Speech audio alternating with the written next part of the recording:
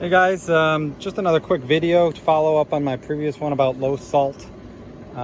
Still getting that consistently with this particular pump after just a couple months of operation. It's still under warranty, but I can't get a hold of Intex to save my life. In the meantime, my pool is not producing chlorine and I've been having to add chlorine. I've been watching a lot of other videos on YouTube, and one recommendation that seems to go the longest, there's two different ways that this is typically resolved. One is cleaning the titanium cells that go on inside of here, and the other is basically disconnecting the chlorinator from the sensors and direct connecting it to the power so that the chlorinator is always on when the pump is on, regardless of whether or not it's low salt, high salt, or otherwise.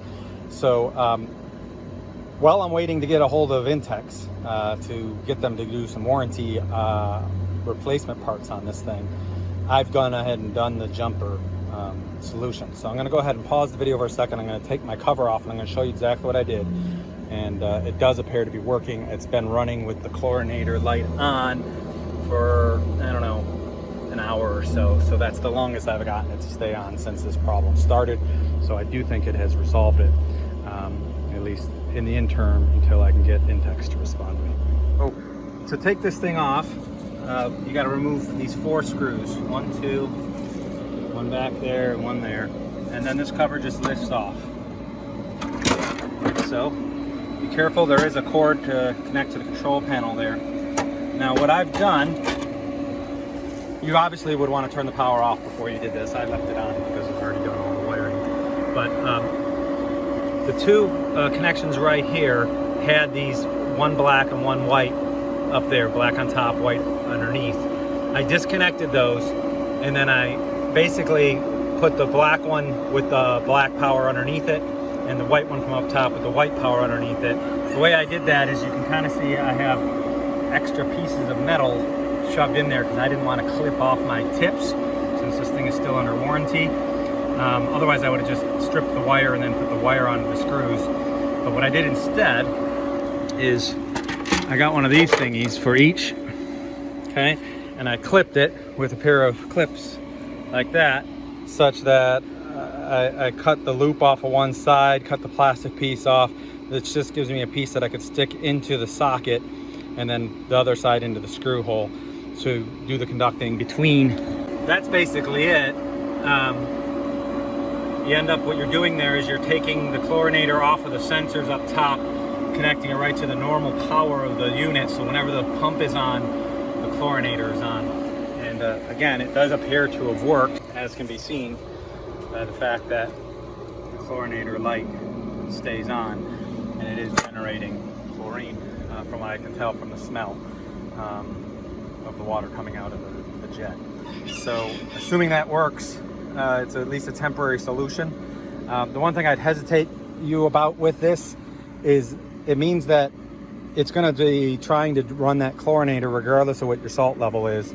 So even if you have no salt or low salt, it's going to try to run that chlorinator, which could damage it if you have too much salt or too little salt. So if you're going to do this fix or workaround or whatever you want to call it, keep that in mind. You really need to take your water to a pool supply store and have it tested, unless you happen to have a water tester. They cost about 90 bucks for a digital tester to test the salt level in a chlorine pool. I don't own one of those. They sell test strips as well, but my understanding is they're not very accurate. So I would recommend you take your pool water sample to a pool store, have them check your salinity level based on the amount of gallons for your pool, and make sure that it's around 3,000 per parts per million, or whatever your manual for your particular salt generator or pool filter pump combo happens to call for. But so it's really important that you maintain the right level of salt in your pool, because your chlorinator will no longer stop when it doesn't have enough, or if it has too much, which could damage that chlorinator irreparably. So keep that in mind if you're going to do this fix. It will get your chlorine pumping again, but it assumes you have the right amount of chlorine all the time, and you will no longer get the errors saying low salt or high salt to guide you to add or remove salt from the pool.